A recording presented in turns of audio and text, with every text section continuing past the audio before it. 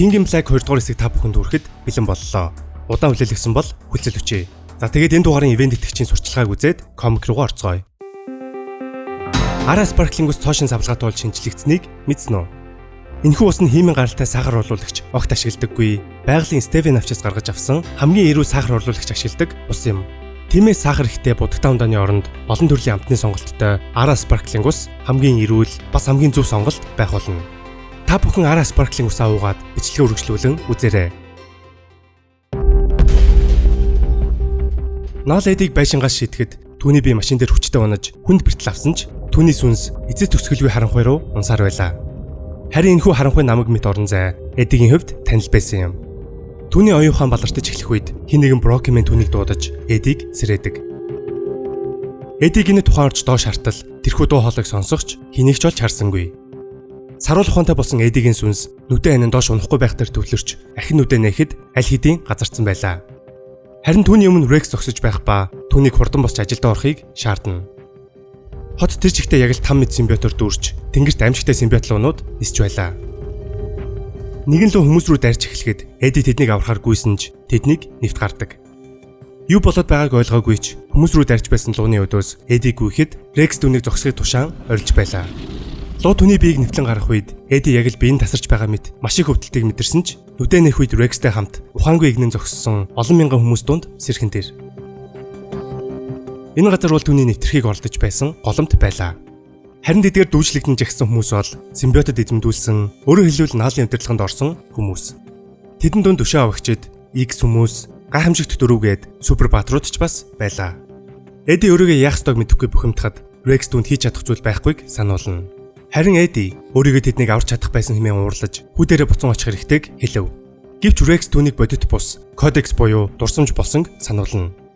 Симбиотууд нэгдсэн эзэн бий болгоныхын жижиг хэсгийг голомтод хадгалдаг бөгөөд энэ газар байгаа хүмбэр бодит бус дурсамж байлаа. Rex түүнд хандаж түүний сүнс бодит ертөнцөөс салсан ба бие нь аль хэдийн өгсөн гэдгийг сануулan түүний цогцос байрлах гайхамшигт дүрийн лаборатори дээр ирдэг. Эди үүнд итгэж ядан хүүдээ хүрэх гэсэн ч чадсангүй. Rex түүнийг тайвшруулахыг хичээсэн ч Эди маш их уурлаж өөрийн хүлээ хүлээн зөвшөөрөхгүй байлаа. Эди нэг симбиоттой маш удаан нэгдсэн байсан учраас түүний холбоос хүчирхэг мөн тэрхүү орон зай дахь зарим симбиотыг удирдах боломжтой байв. Гэвч энэ бодит ертөнцид нөлөөлж чадахгүй. Хэрвээ Эди өөрийнхөө өөр хэсгийг буюу Venom-ыг эндээс олж чадвал буцан амилж чадна гэдэгт итгэж байв.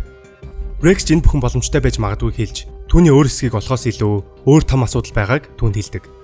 Наал Синтидэ заларч харин түүний гарт Venom эргэлдэж байлаа. Venom-ыг авна гэдэг нь өөрөө түүнийг Наалаас чөлөөлөхтэй адил. Тиймээс түүнд нэмэлт тусламж хэрэгтэй. Rex түүний ганцаараа биш гэдгийг сануулж, голомтод манай талын симбиотууд ч бас байгааг хэлв. Өөрийгөө болон өөрийнхөө симбиотыг Эдид өгөхөө хэлж, харанхуй дундаас хэн нэгний сүдэр тодорч, харин Rex хамгийн хайж байсан Venom-ыг олсноо хэлдэг. Энэ бол Flash Thompson буюу Agent Venom байлаа.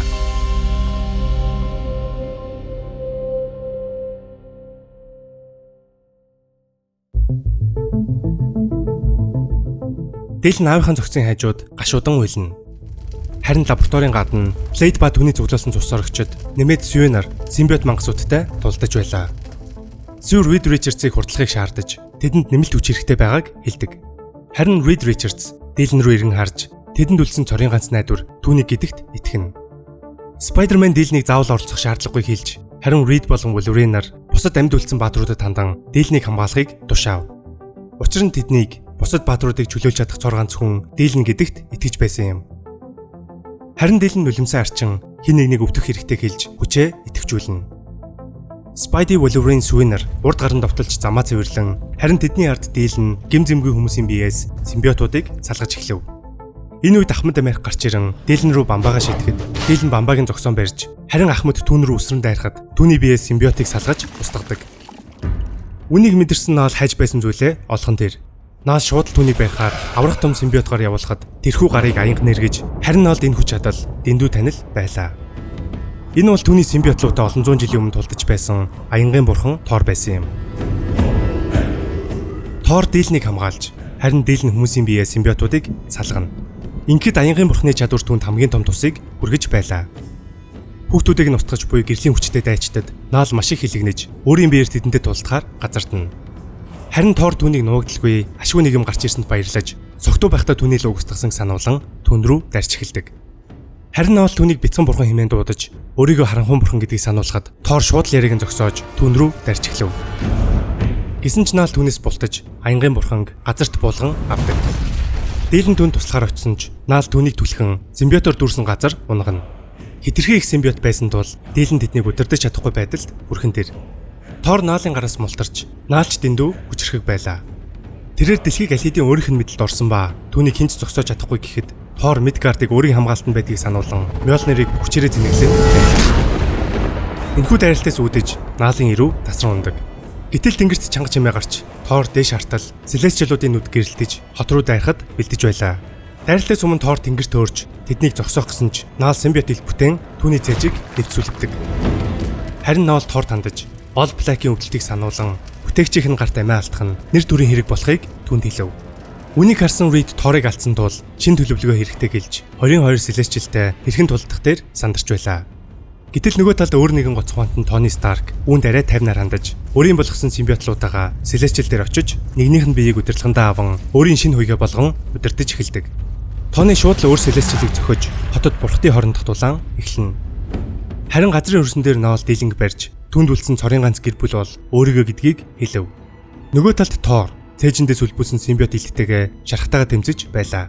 Тор өөр дээрээ хоёр хэрэг дуудан түүнийг ол хэмээн тушаахад хэрээнүүд тэнгэрт нисэн одож Silver Surfer-ыг олж түүнийг сансар огторгойгоос дэлхий рүү авчирч байлаа.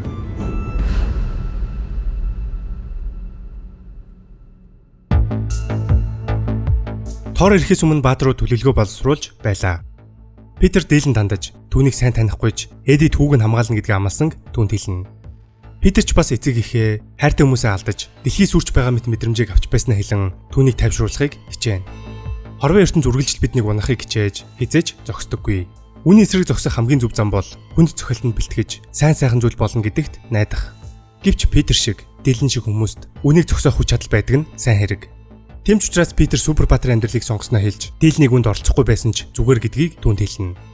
Ингэж аавынхаа үхэлд гашуудсан дийлэн Супербаатаруудтай зүг тулаанд нэгдсэн юм. Харин Эди голомтод Рекс болон Флаш нартай нөгөө хэсгээ олохыг хичээж байлаа. Эди Флашыг яагаад энд байгааг гайхан асуув. Учир нь Флашийн дараа Эди Веномтой нэгтгэхэд Флашийн кодекс буюу дурсамж устна гэж бодсон учраас.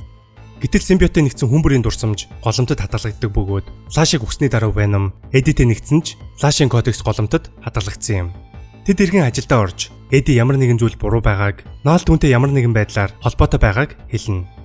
Энэ үед бодит ертөнцид дийлэн Ахмад Америкийн бие симбиотыг нь салгаж байлаа.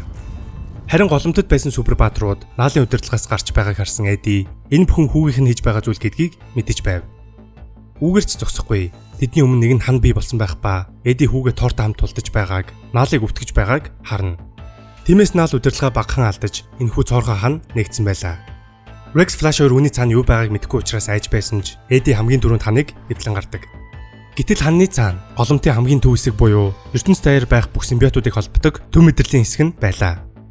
Тэд юу ихээ мэдэхгүй байсан ч Эди нэгэн зүйлийг анзаарна. Наалын удирдлагад орох симбиотууд торон төрөгцсөн өөр симбиотуудыг барин явах ба тэд бол дийлний бодит ертөнцээр холбоог нь тасалсан симбиотууд байв. Тэд аль хэдийн Наалын удирдлагаас гарсан учраас тэднийг торонд хорьсон юм. Харин Эди тэдгээр симбиоттой нэгдэж чадвал Наалтай тэмцэж чадахыг бүх зүйл ойрхон байгааг мэдэрнэ. Эди төлөвлөгөө гаргахыг хичээж байсан ч Флаш Томпсон ганцаарынхаа хэлж энэ бүхэн өөрийнх нь даалгавар гэдгийг Эдиг өөрийнхөө симбиотыг олж Наалын өгзийг өшгөлөх хэрэгтэйг сануулв. Харин Эди түүнийг илүү хүртэх ёстойг, түүнийг жинхэнэ баатар гэдгийг хэлнэ. Хариуд нь Флаш Эдиг үргэлж сайн, эсвэл муухан гэдэг дээр өөртөө эргэлзэж байдгийг, энэ хүртэл ямар хол зам туулан ирснийг, хүмүүрл алдаа гаргадгийг, түүнийг ямар ч эргэлзээгүй баатар гэдгийг түүнд ойлгуулдаг. Эди бол Venom, харин Флаш бол цэрэг. Тиймээс Флаш цэргийн үргээ гүйцэтгэхээр доош бууж, харин Эди түүнд амжилт хүснэ. Ингэж эжент Venom болон симбиот цэргүүд, симбиот луунуудын дулаан эхэлдэг. Тулаанд ширүү өрнөж, Флашийг симбиотууд бүрхэн авахад тэдний кодексыг өөртөө татан авч, эжент Venom аврах томлоо болон хуурдаг. Эди Рекс энэ бүхнийг тайлбарлан хэлэхэд Рекс байхгүй, харин Наал түүний ард зогсож байлаа.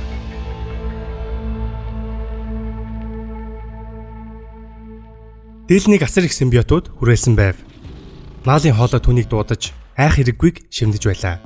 Дийлэн эргэн харахад түүний ард Наал ирсэн байх ба цаг нь болсон түүнд хэлдэг. Гэвч түүний толгой сонсогдож буй дуу хоолой ганц Наал биш байлаа. Хин нэгний хоолой түүнд телепатаар тайвширахыг хэлж, өөрийг нь сайн сонсохыг хүснэ. Харин наал дийлэнг өөрийг нь устгахаар бүтээгдсэн өөрийг нь онцгой нэгэн болохыг түүнд хэлнэ. Дийлний толгой сонсогдож буй нөгөө хоолой түүнийг гаргаж чадхаа хэлж өөрийн хүч чадлаа ашиглан энэхүү голомтыг эдэх боломжтойг сануулав. Наал төрч түүний хүчийг антин болгон ашиглаж бүхнийг удирдах боломжтойгч бас түүнд хэлв. Дийлэн ноолын гарыг барьж түүнийг аавыг нь хороосныг хэлэн өөрийн хүчээ идэвхжүүлж эхэлдэг. Өнөөхтөө хоолой дийлнийг зогсож болохгүйг хичнээн өвдөж байсан ч төвчих ёстойг хэлж байлаа. Энэ үед наалын удирдлаганд орсон Cyclops, Human Torch, Invisible Woman зэрэг баатрууд тэр дороо чөлөөлөгдөж тоорын цээжин зоолтой байсан элдж арилав. Дийлний дайралт амжилттай болж байлаа. Гал болон дуу чимээ наалын аримд үйлчлэхгүй тул тэдэнд аянга цахилгаан мөн ичид хэрэгтэй хэмээн дуу хоолой хэлнэ. Доктор Strange Black Cat нар чөлөөлөгдөж дуу хоолой шууд Strange-тэй холбогдсон түүний толгой тулааны төлөвлөгөөг дамжуулдаг. Strange Black Cat-аас таяа авч наал өөрийгөө бурхан гэдэгт итгэдэг тул тулаанд өөр нэгэн бурхан эрэхтэй хэлж таяа газар цохин Strange-ийн хамгийн хүчрэг хөлбрүүдийн нэг ичидийн бурхан болон хувирдаг.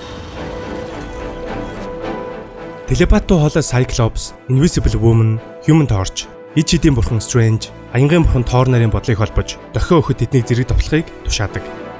Дохиоч эхэлж Cyclops шилэн аван дайрч Sue, Johnny болон Strange нар дөрвөн талаас зэрэг дайрдаг.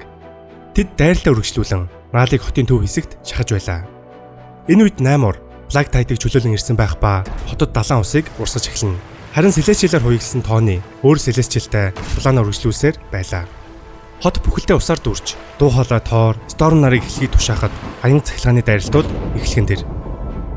Наалын хүч суларч асар хөвдөлтийг мэдэрч байлаа. Харин дуу хоолой дийлнийг тэндээс гарахыг шаардсан дийлэнч зүхтах гэтэл наал түүнийг багалзуурдан авдаг. Түүний голомтод нэвтрэн гэмтээсэн ч ялаагүйг дийлэн сануулсан түүний толгойд хэн яриад байгааг асуун түүнийг өөрийгөө харуулахыг шаардав. Энэхүү дуу хоолой бол Jean Grey байсан юм. Тэрээр наалд өөрийгөө танилцуулан түүнийг юу хамгийн их өвдөгдгийг мэдгээр түүний толгойд нэвтэрч эхэлдэг. Jean түүний толгойд амжилттай нэвтэрч хэрхэн Celestial-тай тулдан харанхуйг өөрийн хүслээр давтаж All Black-ийг бүтээсэн бүх дурсамжийг харна. Мөн түүний оюун ухаан ямар хүйтэн, ямар хоосон болохыг ч бас харж байлаа. Jean итгэл найдвараа алдаж байтал түүний хамгийн хүн тулаан болох элдээ алдсан тулааныг хардаг. Наал бол харанхуйн бурхан, гэвч өөрөө харанхуй биш. Тиймээс харанхуй байгаа цагт гэрэлч бас байдгийг, эртдэр үед гэрэл түүний эсрэг хэрхэн тулдсныг харж эхэлнэ. Гэвч тэр үед гэрэл залуухан, бас туршлага муу байсан тул ялагдсан юм. Тиймээс гэрэл нэгдсэн нэг бий болж харанхуйн эсрэг зогсохоор илүү хүчрэхэг болсон байв. Тэр бол наалын эсрэг симбиот. Тэр бол гэрлийн бурхан. Jean ухаан балартан унаж гэрлийн бурхан дэлхийд нэтэрхийг ордож байгаач чадахгүй байгааг харж байлаа. Торын илгээсэн хэрээнүүд Silver Surfer-ыг олжээ. Тэрээр Jean-тэй холбогдож дэлхийд нэвтэрч чадахгүй байгаа гэрлийн хүчийг харж байгаагаа хэлв. Silver Surfer дэлхийг бүрхсэн симбиотод зай гарган өгч гэрлийн бурханг дотогч нэвтрүүлв. Харин Silver Surfer түүнийг өөртөө нэгтгэх гэсэн ч өөр хэн нэг зорин ирснийг ойлгон тавьж явуулдаг.